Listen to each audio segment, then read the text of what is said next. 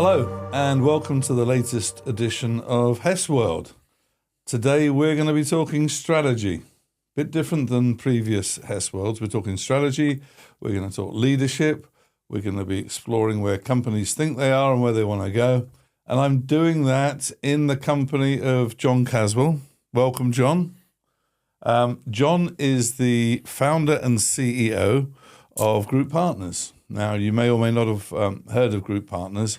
I've worked with John over many years at HP, and John approaches those subjects in a very different way, a radically different way. If you want strategy, as in McKinsey or Bain, lots of numbers, lots of spreadsheets, don't go to Group Partners. This is approaching strategy from a very holistic, systems thinking world where it basically really makes sure that the two sides of your brain, your creativity and your operational brain, work in sync. John's going to talk about some of the radically different approach to strategy formulation, but it's a very creative approach to strategy, not the numerical approach to strategy. And it's one that I've personally resonated with and loved. Being a free thinker myself, I've resonated with it over the years. So I think if you like the sound of this, then stay tuned for the rest of the podcast. John doesn't do you don't do things in a conventional way, do you? No. No. Excuse me. As that will become clear. Yeah, as that will become clear. So before we go into how we met and what you do and your thoughts on a whole range of subjects around strategy and leadership, so you didn't enter that world through the conventional means of grad trainee into McKinsey or Bain and what have you, and whacking away at those spreadsheets. How did you?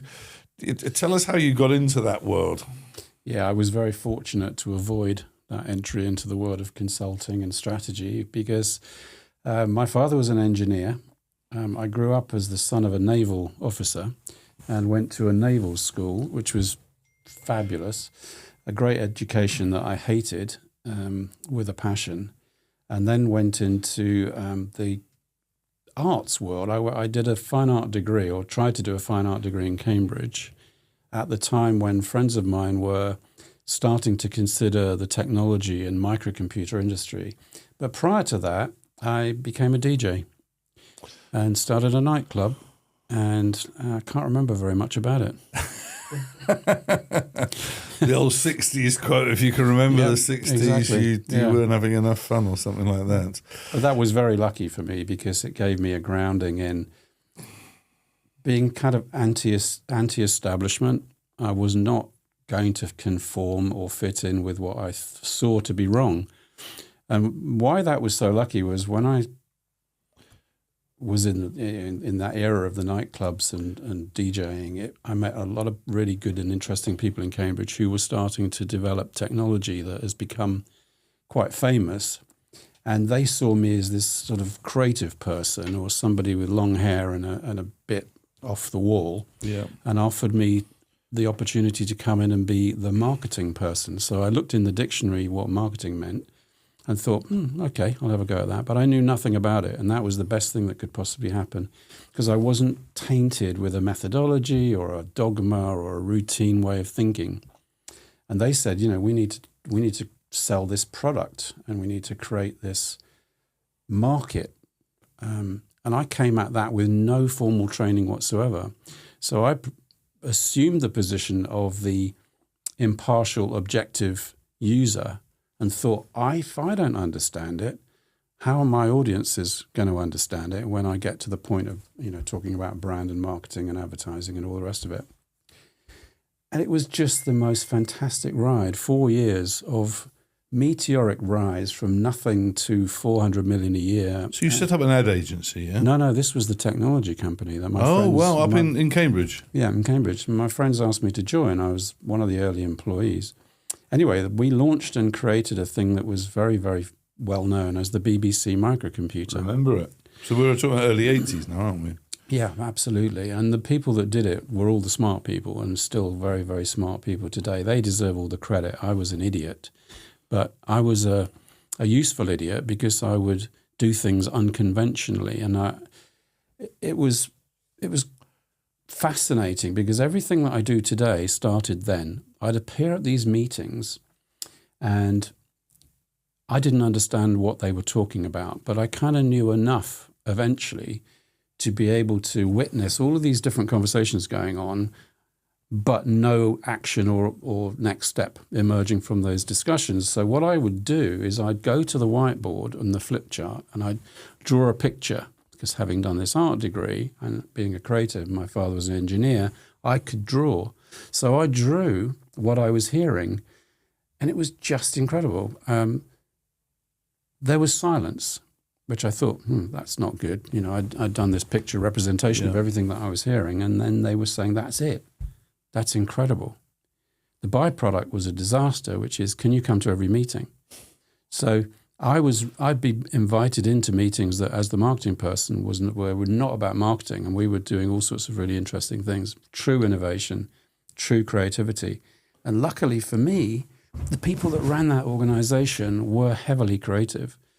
And in fact, my definition of creativity came from that world, which set me up for the rest of my life, which was, it's not creativity that most people think of when they think about marketing and brand. They think ad agencies, design companies, and they think typography and photography, which is all extremely important. But actually, creativity for me was always about solving a problem. Yeah. And solving a problem meant I needed to understand the context, I needed to understand the language being used, I needed to understand the outcome, the metrics that were associated with success. I needed to understand the audience, everything, absolutely everything. So my definition was not like that of a management consultancy or an ad agency who have a partial lens on the problem that suits them. When I started my agency in London years later, a little while later, I didn't understand where this fictitious line that everyone talked about, we're above the line, which meant they only did ads. Yeah. I'm below the line. We only do direct marketing and one-to-one. That was such bullshit. And anyway, they were asking the wrong questions anyway. I'd get kicked out of meetings or shouted at down the phone by clients because I'd ask them a bunch of questions. I'd say, well, who are your audiences and who are the personas and what are they thinking and where are they going to get these? Why can't you just do an ad? And I go, well, I need all this information so that if I did an ad for you, it would have impact in the market. I mean, still, unfortunately, there are far too many clients today that don't care about this stuff. They just want the content. They just want the stuff. They're ticking a box. Content has become the thing. So, we're sitting here creating content, but I'm not interested in doing it unless it's valuable. That's what leads us into strategy, because you weren't comfortable, from what I'm hearing, John, you weren't comfortable unless the bigger questions were being addressed, which is, what are we as a business and what do we want to become and how are we going to actually get there? So you built an ad agency and eventually sold it? Yeah. The story is a sort of interesting one. So Olivetti bought this company. I didn't want to work for a big company, and I left Olivetti, came to London. Olivetti bought BBC Micro. Yeah, well, they bought Acorn Computer. Of course, dear, I forget all these names. Yeah. Acorn Computer was one of those great cases where everyone remembers them if they were lucky. Well, they were a phenomenal bunch of people. I'm still great friends with a few of them today. We, though, missed a Christmas quarter because we couldn't get the chips. It was a very famous story. We couldn't make the chips, so we invented our own chip-making functionality, and we called it Advanced Risk Machines, which is a company that was a great privilege to be associated with. ARM. Which was ARM, which is now legendary as the bigger cousin from Acorn that was all, started in those days. Olivetti bought the company. I'd learned so much about advertising agencies and management consultancies and loathed them with a passion that I'd come to London and start my own. And that's what I did. And then I sold it to WPP in 2001 and started Group Partners as the antidote to advertising agencies and management consultancies. And I've been clean for 25 years. Now, I got to know you when you got involved with HP, and I think you came into the HP world through doing some work with EDS originally. That's right. We bring you in when we wanted a degree of innovation, where we wanted to get up the value chain, engage with the CEO, and basically be right in the heart of strategy formation, which flowed down to helping us win business. I think there's some 10, 15 billion. Many billions. Yeah, you dollars, helped us win with the likes of Amex, Coca-Cola, I think, and one or two others. Many others, yeah. It might be worth just describing to our listeners and viewers what your approach was with those, structured visual thinking. I think was the was the methodology. Yeah, and what we loved about it, it was you had a great saying on draw it, don't drown in it. I think was Yes. and so you used a very, very visual, pictorial way of representing strategy, but that was only, I think, the output of it, wasn't it? I mean, just take a few minutes talking through that approach, because I still think it's at the heart of sort of what you do today, isn't it? Still exactly the same. Yeah, if you're doing a workshop with a bunch of clients and you want them to trust you to give them advice and answer their questions and help them on a journey, you'd better understand the client really well. So we spent a lot of time with your solution engineers and pre-sales people understanding the client, so wrapping ourselves in the client world. We would then come into these large rooms with 60 to 100 foot white wall. Imagine a big white frame box, which is exactly what creative thinkers need to be inspired within, because we would then prepare that room with all the information that we'd figured out over the preceding couple of months or so, if we were lucky, but a few weeks. We would prepare what we call nowadays a framework. And the framework would have some logical models in it. And there would be tension deliberately. On the one hand, on the right-hand side, there'd be outcomes and signs of achievement and the things that we want to be when we're successful. And these would come from the client's mouth. So this is what the client's aiming for. We as EDS HP would also be really interested in wanting to understand the world they operate in from their perspective. So on the other end of the framework, there'd be the dynamics and the context within which we're operating, all the trends and patterns and dynamics that are pressuring them as an organization. And then in the middle, there would be the vision. And then the rest of it would be operational model, plan, imperatives, culture, etc., all the things that every strategy needs.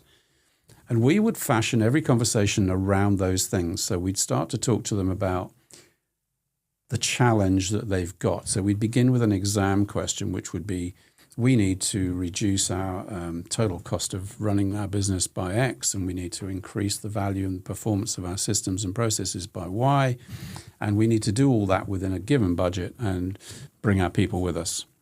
So we would have those conversations over the course of, if we were lucky, a day or two, but most often it was half a day to 3/4 of a day. So we'd set up this incredible room with an awful lot of information already on it. Within about half an hour to an hour, maybe an hour and a half, they would start to see how this all joined up. They'd start to see, okay, so if we want to so this was the leadership team, wasn't leadership it? team, so it would be the CEO, or head of business unit, CTO, COO, all the C-suite people, and the leaders of their decision-making units that sat within them. Okay. So there'd be 15 to 20 people in a room, be a bunch of HP, EDS people in the room, solution architects, the deal team, et cetera, who had a hypothesis about where they wanted it to go, because HP was not a shabby organization. It really could do a lot of this stuff. So it was a joy working with them. But they would then be able to locate the HP offer within the strategy that the company needed to think about, but probably hadn't.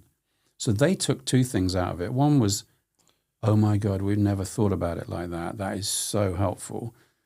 HP loved it because they got the best brief they've ever had, because it was a comprehensive set of activities, dimensions, informational data, architectural blueprint, whatever language you want to wrap around it, was everything they needed to be able to engineer the solution for the client. But the client would often say, that's it, we're not pitching, we're not going through an RFP, you've got it. So the sales team in HP would use it to pull in the client before the RFP was issued. Or if the RFP had been issued, we'd be streets ahead from everybody else. And in terms of brand positioning for HP, it positioned HP as very much the sort of company that you work with that thinks the right way, thinks in the right holistic, strategic way. So in terms of where it positioned HP in the conversation and the debate, it was right up there at the C-suite. Right up there. And of course, we're not an ego-driven business. I'm not an ego-driven organization. So my brand wasn't in the picture. I was an HP employee at that point, as far as the client was concerned. There was nothing about absolutely. group partners or structure visual thinking. So they were very, very comfortable that this was advice they couldn't have got from anybody else, because we knew HP well enough by now to be able to fit in all the things that were very, very clearly going to be required, given the solution architecture's hypothesis that we'd be able to feed in. But these things blew them away on so many different levels. It was like great for them to look at, highly immersive, because they could literally walk into their roadmap. You could literally on the wall, big enough for them to see, there's Jim in, the educational center, and there's the guys in HR, and those are the people in payroll, or, whatever it would be. They could see it all connected for the first time. And although this wasn't the most important thing, it was visually beautiful as well. You ended up with, I think by the time you and I were working together, I think you had somebody else who was doing No, it was always me. That was the, when we transitioned it across. It was you. HP liked it so much, they made us train them and bought the product from me. Yeah. And visually, you have to be a pretty damn good artist. So you ended up with my something... dad. So it was my dad. The engineer. I always remember sitting near him and his drawing board, and he worked for Hawker Siddeley, Bristol Siddeley, and the aerodynamics. The Trident. Exactly. He'd be drawing pictures of engines on the drawing board back in the day with draftsman's pens and everything, beautiful handwriting. I just sat watching him doing it. And then next day he'd take me for a walk or something and say, there's one of my engines on the airplane flying over. How wonderful. That was a profound thing for me, that I go from a drawing to the real thing. That's been my life. And that visual approach was so different. I'd argue is still so different. But I think the other dimension was the holistic approach. You talk about systems thinking, and I'm one of the best books I've written was by Peter Senge, System 5, which is Are You a Learning Organization? And system thinking, that business is a set of interdependent, interacting cogs. And I've always taken that approach to business, and it's you can't just sort out sales. You basically sort out sales in the context of all the other interdependencies. But it all starts from what is my business, what are its capabilities, and what do we want to become, and how are we going to get there. And that's why I think the beauty of structured visual thinking and this beautiful. It's like the wall of a Renaissance fresco by the time you actually finish. But everybody's bought into it, haven't they? And it's you spend a lot of time on your feet, don't you, rather than sitting on your bums? Yeah. Always on my feet. And then they think it's theirs because I've honoured the conversation in a way that they've never seen it before. And it goes right back to those meetings in the BBC days where it was, grab the pen, is this what you meant? And what I would probably be able to do, certainly by then, was hear something spoken by 2 or 3 people that were all slightly different. But what I'd write on the wall would be the sum of everything that everyone had said. And this had the power to dispel conflict. It just went away because people who were probably at different ends of the spectrum about that one point could suddenly see that the way it was now written and the way that it was phrased, because I came from a headline view of the world. A copyright. Exactly. I needed to crunch it down to something that was pithy and meaningful, 3, 4, 5 words, which is what I also do today. I can take a complex idea and because of that experience, understand it in a simplistic not simplistic, a simple way of the meaning of it for the benefit of everybody in that room. Just bringing this real creative talent from the world of advertising, marketing, and applying that very different approach to what is quite often quite a staid subject of strategy. I've always loved strategy. Yes, it's always played to my creative juices, but that's what you bring to the party. Yeah, because when I was a client buying the services of the ad agencies and the management consultancies, I never got it. Well, I think I'd argue, apologies to marketeers out there, but I'd argue marketing and PR are some of the most conservative, risk-averse functions that I've ever worked with. And when they should be... You mean in an organisation? In an organisation. Yeah. And they should be the most creative, the most daring. And I guess... did you find that in the agency world? Yeah, there's a very well-known hackneyed phrase now, but of course I still believe it, is marketing is too important to be left to marketing people. Well, I would agree with that, actually. Yeah. I would agree with that. I'm privileged to work with great clients. I wouldn't knock any of my clients, but I think in this world now, in the world of technology and AI as it is right now, bravery is table stakes. Courage, iron will, commitment, just fucking do it. Yeah. It's got to become the order of the day, because people are being eaten alive. I mean, there's the competitive environment, in every market now is severe. Market leaders, watch yourself, because people can do what you're doing at a fraction of the price with a better model and more accurate marketing, because the people working in those organizations actually understand what digital marketing is these days. Very few clients really understand or have been invested sufficiently in as marketing departments to take advantage of the data and the digital world in which they're operating. Well, actually, there's a good segue into leadership. Let's talk about leadership. Let's talk about the role of the CEO. How important is the CEO and leadership in the whole scheme of things, in basically strategy development and execution of strategy? Essential. And sadly, sorry, no, keep going. Sadly, what comes with leadership is the incumbent culture, typically, that either the incoming new leader, which is often the case, leaders are coming in and going out, as you know. If the culture is stronger than the leadership team, game over in terms of change and transformation and vision and likelihood of success in this new world. The strong leaders coming in are not afraid to break any eggs. I'm working one, I won't mention any names, but someone from your past, a phenomenal leader, the privilege to work with, take no prisoners, make a big difference. And that's the kind of leader that you need if you're going to try and help them with a new vision, because a new vision is not the old vision. Everything has to change. And as an organizational construct, culture is often designed to stop innovation from happening. You mean you want me to change everything? Are you kidding? So when you do your structured visual thinking, when you do that process, how much time do you spend trying to understand the prevailing culture? Because I agree with you, there's the old hackneyed expression, culture eats strategy for breakfast, which it's true. It's true. It's absolutely true. And if I look back at my own career, I've tried to change culture in certain businesses and failed. It's very, very hard to change culture. And so, just throw some light on that. Specifically, the question.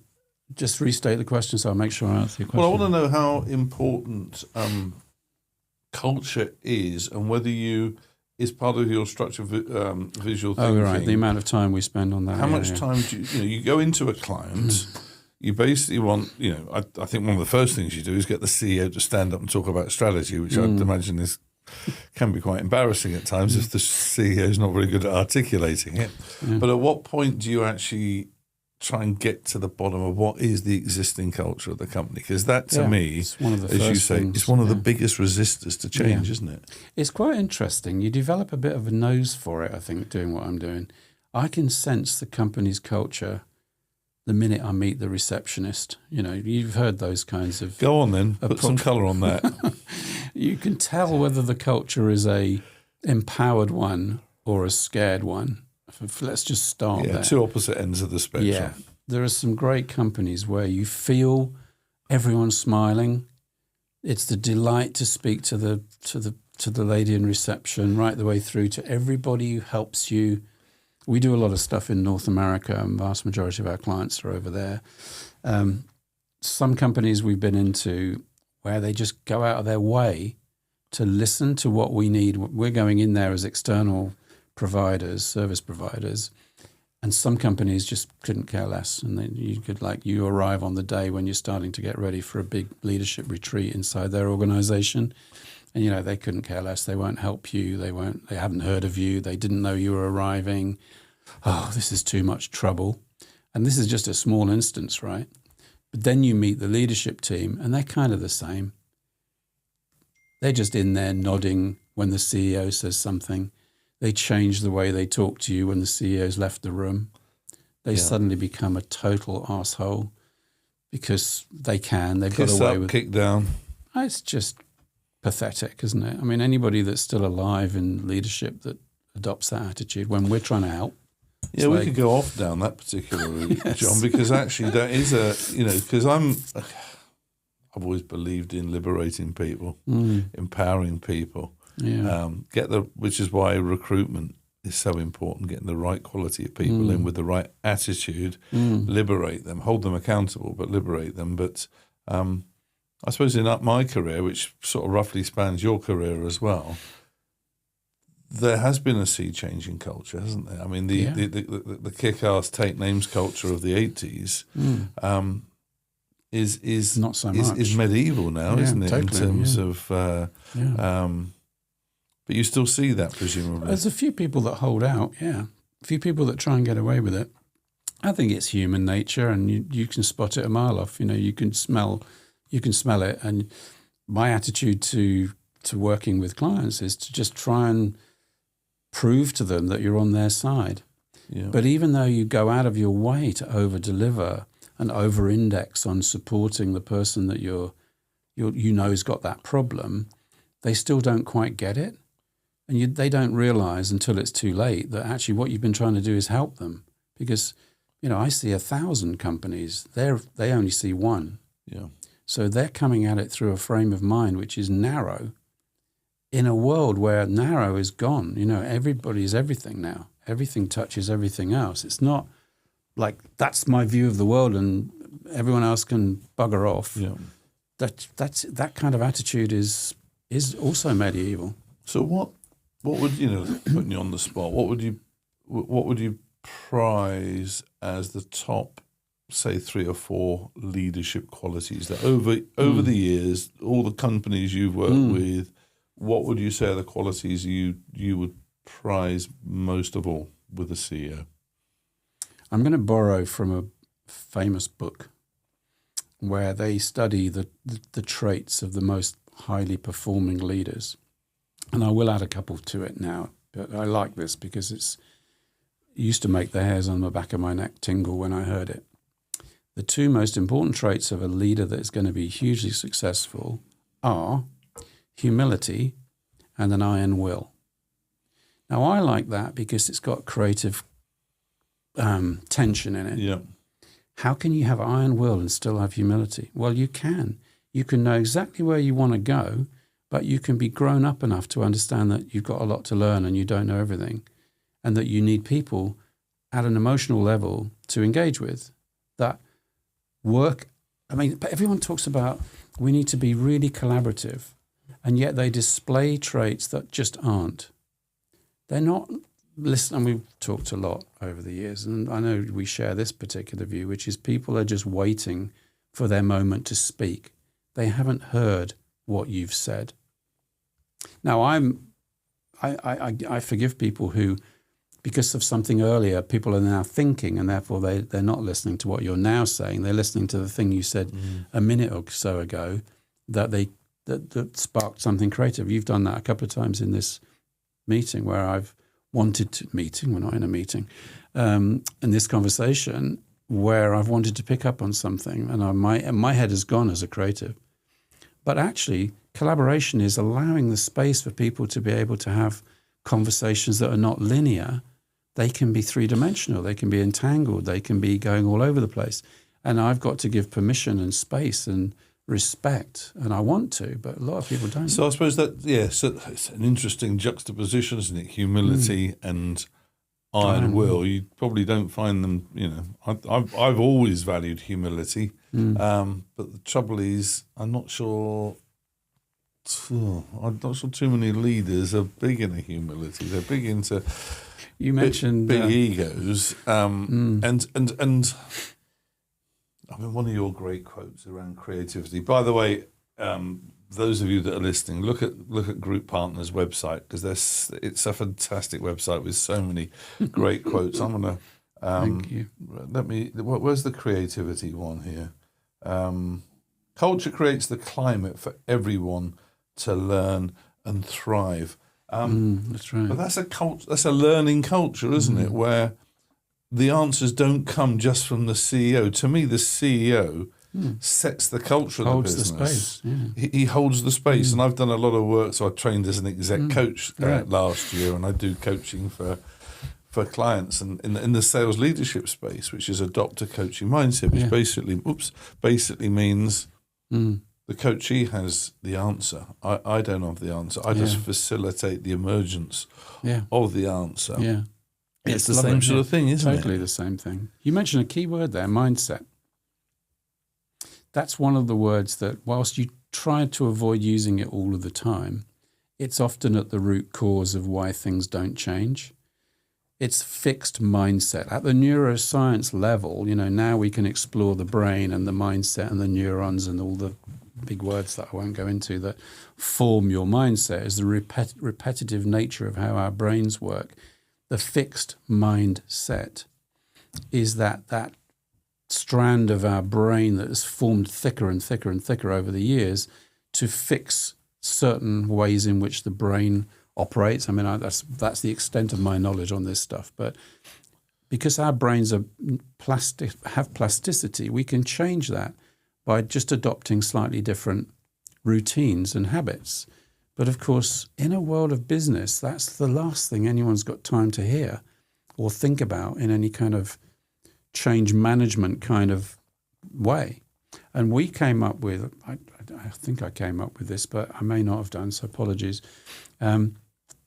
If you want to change the way you work, change the way you think, which is obviously true. In this new world, though, my observation is that if you want to change the way you work, if you change the way you work, you will change the way you think. So it's the other way around. Go on. Give more colour on that. So if I'm forcing you to adopt a new workflow because I think it would be better for you, or change the habits of how you do something, if I spend enough time proving to you that if you change the way you work, it will actually change the way you think, because obviously that's true. If I said to you, Martin, don't do that last, do this first and second and third, promise me you'll try that for a week. If I had a better way of doing something than you do, by the end of that week, you'll believe me and you will never go back. You will have changed your mindset. And of course, AI is forcing everybody, good and bad, to different behaviors. So people in I don't know what industry I'm in. I say creativity, but I'm not in the ad industry and marketing industry anymore. I do it, but I'm not in that industry.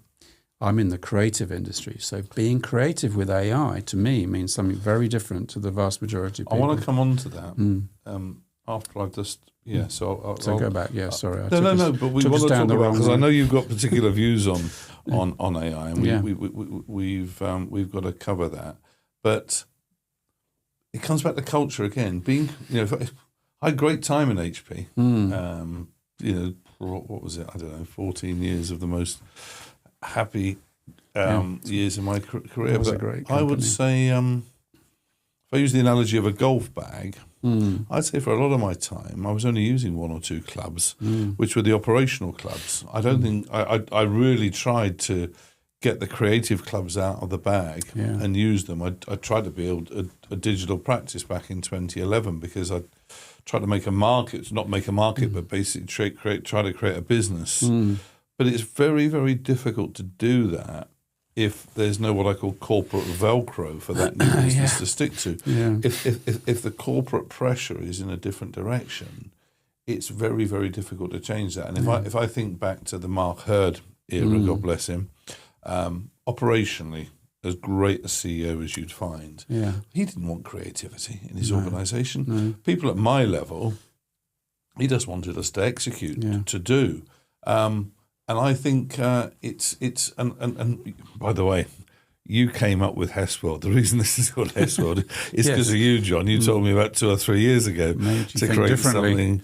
And I always tried to create Hess World in the world that I operated in. Yeah. But it's quite difficult because once again it goes back to the culture of the business. And you know, you obviously rebelled against that. I don't think you could have done my job because it would have driven you nuts. You would have had to have escaped. Mark Hurd was he created a culture there, didn't he? I mean, there was a different culture when he was there. I remember things changing.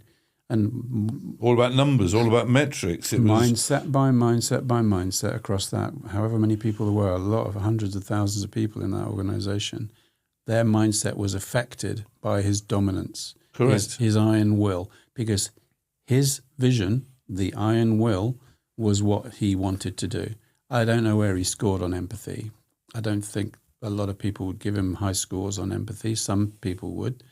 I've heard people say, no, he was great. If you got to know him, you understood him. And I'm sure that's also Well, he came in when the share true. price was low. He had a job to do, right? And he had a job to do. do. And I think that's the other thing when you're looking at strategy is understand the context in which you're actually strategizing. But he came in with a job to do. The share price was basically in the doldrums. He was looking for operational efficiency. That was his métier. That's what he was outstanding at. But I'd argue that HP, I'm spending a bit of time on HP here, but it's a good use case. I think it was throwing out so much cash from its printing business, it could have, instead of spending billions, north 50, 60 billion on share buybacks, there's no reason why HP couldn't have become a leader in the hyperscale world. You know, totally. If an online bookseller could become one of the leaders in that world, then you know why couldn't HP? So I do wonder whether there was enough bottoms up input into the art of the possible for HP. I wasn't over in Palo Alto. I was just running my chunk of the empire in the UK. But it's I do think strategy is so dependent on context and what the leader has been brought in to do. That's true. Absolutely right. Yeah. It's so true. And I think that leadership vision you mentioned earlier about the CEO standing up and telling the story of the strategy and the vision, very few can get it right, because a lot of organizations of the size of HP, often the leader is in there for such a short period of time. He might be able to articulate the vision and the strategy, but the ownership of the rest of the organization is almost close to zero. They don't own it in the way that we now need it to be owned by organizations for any strategy or change to come true. Well, I think that touches on another quality that I think the CEO needs to possess, which is outstanding communication skills and the ability to tell a story. That's right. Can they tell the story of their business, of their market, of where they play within that market? Here's a question for you, John. When you got the CEOs to stand up at the beginning of your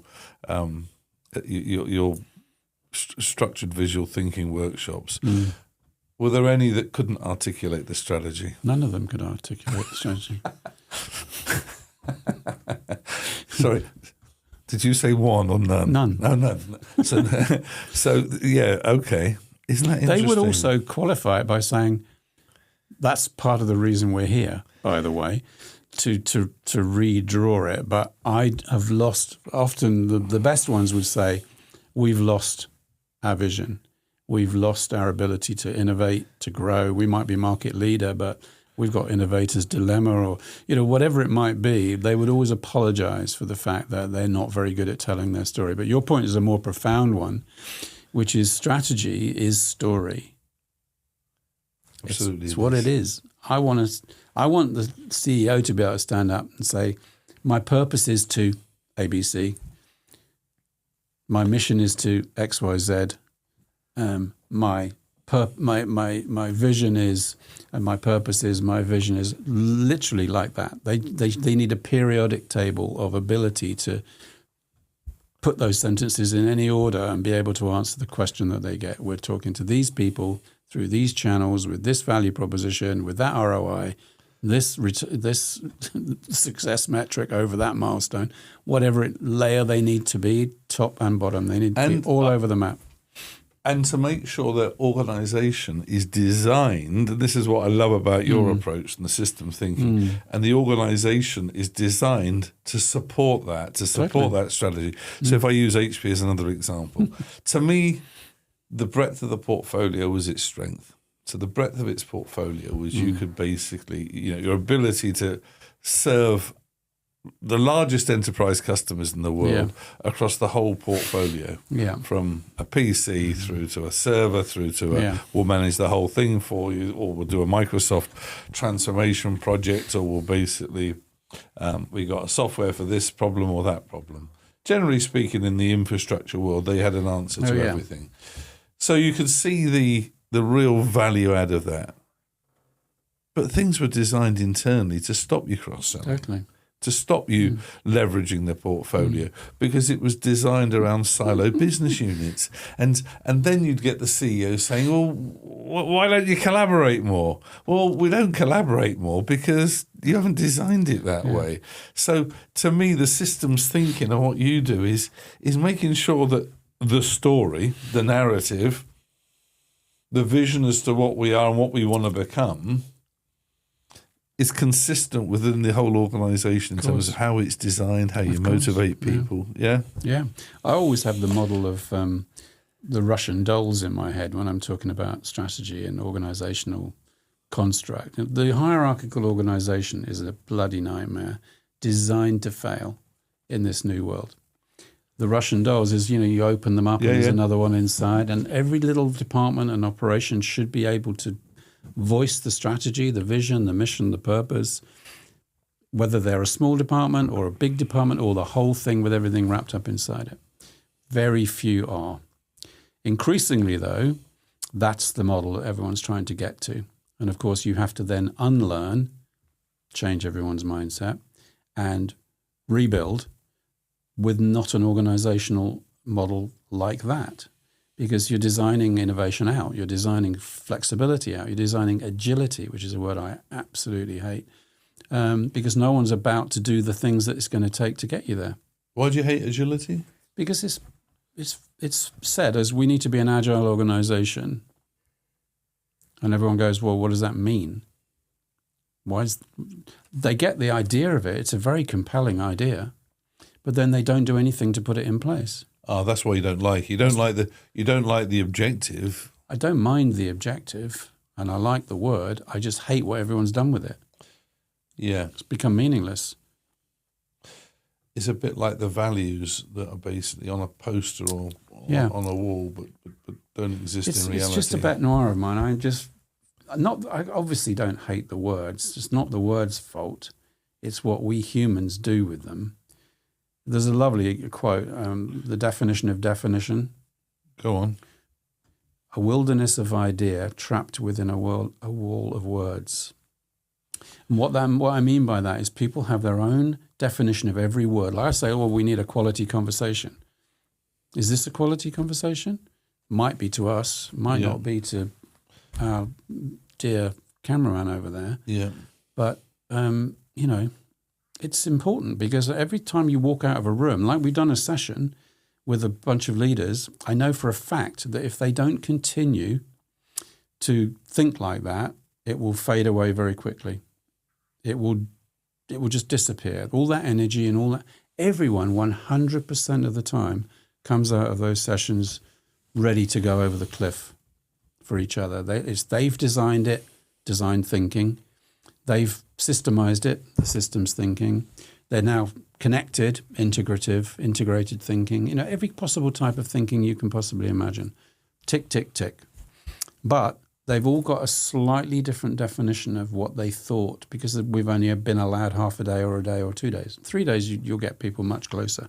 So we've built our own technology and systems to allow our work to continue long after we're not there. So they can continue to own that framework, consider that methodology, think about that logic long after we've gone. And are you a proponent of learning circles, a learning organisation? Anything that they like, anything that will keep the energy going, that they own and is across the board integrated, not siloed. The minute they create that's not really us, that's those guys in marketing, that tells you an awful lot about the culture, doesn't it? Here's a question for you, John. Can you have agility, do you think, without empowerment? I'm not sure you can. I'm answering my own question here. Well, empowerment is a big part of a healthy culture, but nobody really wants it. You say to people, another beautiful little concept to put in at this point is decision quality. Yeah. Right? 2 great words. Decision quality, a decision being an irrevocable allocation of resources. By that definition, very few leaders have made a decision. They haven't made an irrevocable allocation of resources because they've said they want something, but they've put no investment into it. Right? I said, we need to be agile, but they're not going to put investment into it. So it's bullshit. Bullshit, yeah. So the same thing with empowerment. Are we an empowered culture? Some people in the room will go, yeah, I feel empowered. And there's people that are silent. I won't pick on anyone, but I'll ask someone who didn't say anything, do you feel empowered? Well, a bit scared really to make a decision on my own. Well, so they're not empowered. That's the simple test, isn't it? What happens if you're empowered and you get something wrong? What happens to you? Well, you get killed. You're not empowered then, are you? You're not empowered because you're scared, because you're in a culture which is likely to get you the sack. That's not ever going to be empowered. So here's a view I've got. Interested in your comment. You see, I've been in the tech world. You've been in the tech world as well from a different angle. I think what I've been selling for the 40 years of my career has made empowerment harder and made top-down control easier, because you've got the ability now from the very top of large organisations through information technology to control very large organisations in a way that you couldn't at the beginning of my career 40 years ago. So I think I've become we become victims of what I've been trying to make my living out of. Yeah. CRM, take a CRM system, for example. In theory, I'm not saying it's not a good thing for the organisation. Oh, you could do. Well, I could do, but if I'm a seller, and when I started off selling, the only person who knew about the deals I was chasing was me. I don't want to tell anybody else about them. Yeah. Played to this free spirit in me that attracted me into selling in the first place. Yeah, you're not going to give all that information out. Yeah. Now you're fired if you do that because you've got to stick it in your CRM system. And what's the value to you as the seller of the CRM system? Huge value to your boss, huge value to your boss's boss, huge value to the CEO. I just wonder whether to empower you have to basically go against the gravitational pull of a company. You do, yeah. You have to be a maverick. You have to just be prepared to stand up for what you really believe. If you can see a better way or a likely more successful way to go, you should, in my opinion, be allowed and prepared to go there. But very few people in a corporate environment can do that because they know it might be the end of their career.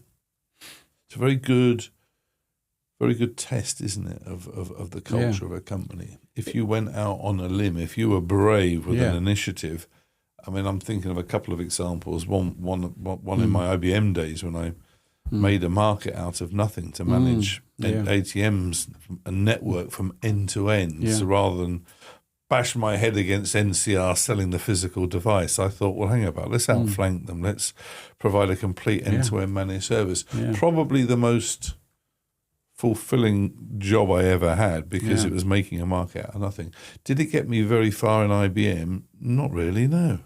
Because it took me out of the mainstream. IBM's an interesting one. I hear a lot of really good stories about people who have been allowed to be very innovative. And Well, I was for a while. Yeah. I was. And then it gets subsumed by the main Correct, enterprise that's exactly what again. happened. And I think nowadays people would probably feel a little bit more empowered in an organization. I've always liked IBM. It was a client of mine for many years on AS400. Great company. Great company. And I suspect these days you can find ways of creating that category that you created back in that day, which is a terrific story, and doing that multiple times, because you've now created a pattern or a model for what worked to create a new category. So nowadays you'd probably be encouraged to be a category creator across what now the world is an infinite opportunity to create new categories given what's going on in the world. So, there's a different way of thinking about that model. How often, John, in a digital world, you could argue barriers to entry into markets are much lower than they were. You get new challenges coming from adjacent markets that you wouldn't have seen necessarily Wouldn't coming, even imagine, or yeah. wouldn't imagine. The online bookseller is probably the best example. How often do you find clients who are stuck in a market and want to get out of it? Because and how do I get from here, which is essentially with the best will in the world and the best the best brains in the world and the best execution. I can't hold back that tide of history, and I want to get into this space over here. Do you get those sort of situations? Only all the time. I mean, 100% of my clients are in that position. Okay. Now, mostly my clients are medium to large enterprise, although I love to work with small organizations as well. And actually, they've all got the same problem, but they are all looking to move from the market that they're currently defined by into a market that gives them much more opportunity. Every single one. And the ones that successfully do it, John, would you say there's certain ingredients that you spot? Leadership and culture. Comes back to every that. time. And a proper understanding of what we've been talking about today, which is that strategy is story and story is strategy. And I don't care how many numbers you have to put in it to the spreadsheets that are involved in both, because digital marketing is just as much a spreadsheet environment as strategy is. You look at the numbers from, whether you're looking through the lens of digital strategy, and I'm lucky to work with fantastic people who have forgotten more about SEO and now GEO than I'll ever know, but thankfully have the same feeling as I do around the importance of understanding the data that's being thrown off the systems that we've now got at our disposal. I mean, we've got incredible power to see somebody being influenced in the market hitting our website through an email or a social media post and plotting their journey through the website into the sales funnel and into a qualified and then a real lead. I mean, 5 years ago, people would have found that quite an impossible idea to link all those systems that took. Now, you're an idiot if you're not doing that, because you're going to be dead. And to say I want to move from where I am to where I want to be plays to one of the comments you made about the great qualities. It requires humility, because it requires an honesty about where you are at the moment, which is actually, we don't want to be here because of these reasons. Well, be honest about your tech debt. Be honest about your legacy infrastructure. Be honest about the fact that, we made a mistake buying Salesforce. I don't care what it is, but just be honest. It may not be that, by the way, but, you can you've been in as many organizations as I have. You've seen the disaster of their current infrastructure, and the people that hold on to it with some false hope that their day will still come, when they've invested their careers on a piece of technology that's now defunct. That's why you need that honesty and insight from the CEO, don't you? I mean, I work with a lot of smallish companies now, and the best CEO, I won't mention names, he is so honest and about the product and where it sits within the marketplace. Yeah. And what its faults are and what it its needs. faults of are. course. You can deal with that, right? And actually, it's realistic market opportunity if it stays where it is. And I find that personally incredibly refreshing. Refreshing, Let's talk about AI, because you touched on it. What's that? Well, you're going to isn't it Chat GPT? Chat GP on my side. Oh, no, yes. So now you've put some interesting posts on LinkedIn. Encourage everybody. John Caswell on LinkedIn. I was reading one last week. You think there's a danger that we all become really lazy and less creative because of AI? Yeah. The line I wrote was that AI is to creativity what karaoke is to singing. But what I really mean is, I'm a big fan of AI and any new tool that comes out, and there'll be another one along in a minute, but AI is probably going to be quite a significant, let's just put that out there. It's incredibly powerful.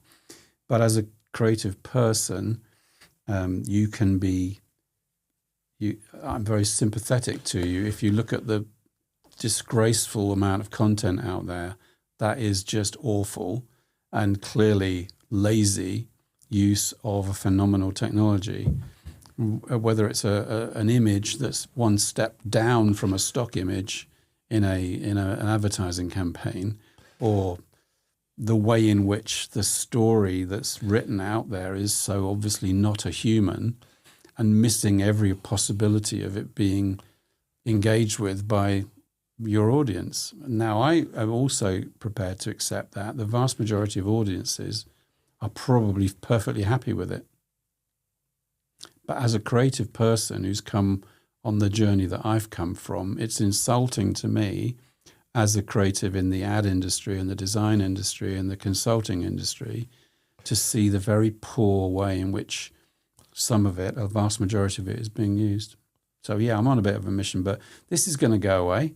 It's a bit like when I ran an agency, people said, "Oh, we don't need you anymore. We've got desktop publishing." And within a few weeks, they all came back and said, "We didn't really understand that we don't know what we're doing, because you're dealing with aesthetics and you're dealing with style and you're dealing with mood and human stuff. And the human stuff, if we're not careful," I don't think this will happen, by the way, famous last words, but it could. It absolutely could. We could switch into a world where robots are dealing with all of our transactions and don't care about the fact that it's a crap ad. Yeah, so it plays to the laziness thing, doesn't it? Yeah, so I'm just putting out a call that, I don't have a crystal ball. I don't know where it's going to go, and I probably, won't have a big hand in it, but I feel strongly about it from a creative point of view, from an aesthetic. You've always been an early adopter of technology, so I don't think you say it from a Luddite point of view at all. Oh my God, no! I've got every gadget under the sun. I'm a big fan of digital, and I live and breathe it. The question is: it an evolutionary step or a revolutionary step? I mean, somebody been in the tech world for 40 years. It's you hear some commentators talk about it as if it's gone from zero to AI overnight. I'd argue it's been an evolutionary step. 60 years, I believe. Yeah, exactly. I mean, the digitization of the world we live in has been on that sort of 60-year journey. I think it's a big inflection point, but wasn't the microprocessor developed? This is so human to be thinking like we're now thinking about it. I mean, of course, it's lots of little things that happened over an awfully long period of time. Yeah. Mustafa Suleyman wrote a great book called The Coming Wave, and he's sort of part historian, part Google DeepMind. He invented, him and his team created AlphaGo and now AlphaFold, doing all the kind of bioscience stuff and, stuff that I've even forgotten. But I commend everybody listening to this to buy that book. Absolutely. Say that again, so our listeners Mustafa up. Yeah. Suleyman. Mustafa Suleyman, yeah. And he is, make sure I get this right. He was Google DeepMind and then went on to, he'll kill me for forgetting the reference, but check it out, The Coming Wave by Mustafa Suleyman.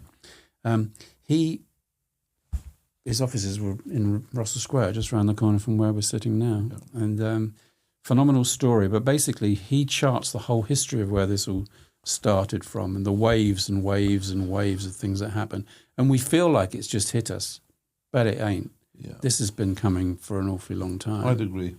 And we don't really know where it's going to go, but I don't see the idea of an algorithmic brain disappearing anytime soon, where humans can leverage that algorithmic brain. And I've been writing down my brain and capturing my brain, and I've even written a blog on how I've written my own Codex Vitae, which is a kind of brain, my own brain, i.e. how I think. I've challenged myself to literally write down how I think so that I can ask myself how to think about this creative challenge. So I'm one step away. We're building our own LLM in our business right now on all of the history of our experience with thousands of clients to be able to say, in this situation, what should I do? Now, I'm sure everyone listening to this has used AI and probably using it extremely well to have a conversation with it and push it to give you a better answer and challenge it when you think it's wrong. And what it gives you back is phenomenal. It's like having a great creative partner in an ad agency. So what about doing it in the Caribbean when we'll take a shoot, a cameraman. Let's take, some famous photographer down to the Caribbean, shoot these soft drink shots under an umbrella and a palm tree. What do you think about that? And you can ask an AI and it will say, well, yeah, but maybe given the audience that you're talking to, you might want to think about doing it on the North Pole. And, whilst the creative team would definitely have gone round that, I'm being daft, but you know what I mean? I mean, if you're working at the speed of light, which is what we are all working at now, you've got to have these kinds of tools at your disposal. So bring it on. And someone said, you're going to get replaced, aren't you, John? And I'm going to go, yeah, bring it on. And then that'll make me better. Yeah, well, great attitude. By the way, when you finished reading the book that John just recommended, read a book by Matt Ridley, which is How Innovation Works. I think it should be a standard in all schools because it basically talks about compulsory reading, because I think it is about how innovation works. It isn't one person with a breakthrough. Never. It's a lot of incremental steps, and it goes right back to the beginning of the Industrial Revolution. And that's where I would position AI. And quantum computing will come along, and then that will turbocharge AI even further. But yes, imagine that. Yeah.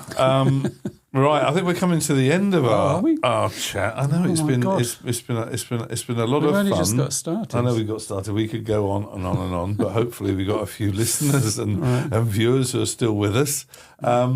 Plug for you and the business, because I know you're doing lots of interesting work with everything from textile companies in Bangladesh through to businesses and a lot of businesses in North America. You're not very good at slowing down, are you, though, Not very John? good at slowing down. Not very good at self-promotion, really. I write a blog and I write on LinkedIn occasionally. But, it's exciting. I mean, all of these things come together in what we're now doing. Over the last 10 years, my business partner, Hazel, and I, mostly her, has been developing what we call framework science, which sits in the background, but is the powerhouse of all the learning that we've had. We have imagine if we've done all these cases with all these industries and all these types of clients. I mean, there are many hundreds of them, if not thousands of cases that we've been involved in. All of the learning of that is available in an LLM. Imagine that. Imagine it's available on a platform. Imagine it's available in a series of ways in which you can get access to it. And without giving any competitive advantage away, it's all anonymized. In this situation, you could think like this, or you could think like this, and these are the scenarios that you can do, and these are the assessments you can run, and these are the insights that you could have about your organization, and it's there for you. So that's very exciting. But we're working all around the world still, Middle East, Africa, Bangladesh, South Asia, obviously, across Europe, a lot of stuff in North America, a lot more work that doesn't involve us necessarily doing the big sessions, although they're still fantastic to do. I get a real kick out of it, and clients still want us to do that. So it's exciting, but still doing the same thing as I was in Acorn. Group partners, have a look at the Group Partners website, because that will give you a really strong flavour as to what John and his business are all about. I'd personally commend it to you all if you're looking to shape strategy and culture and all those big leadership issues that you need to wrestle with if you're a leader out there. Yeah, I can commend Group Partners and John to you. John, thank you for your time. I've really Thank you very enjoyed much. it. We Me can carry too. on for a long time, but I think time's up. Thank you so much. I really enjoyed it. Thank you for everyone listening. Bye-bye. Okay, thank you.